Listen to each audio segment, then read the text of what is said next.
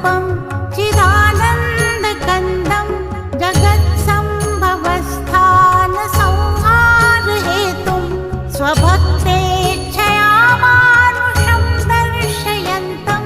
नमामीश्वरं सद्गुरुं साईनाथं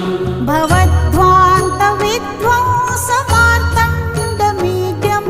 मनोवागतीतं मुनिर्ध्यानगम्यं जगद्व्यापकं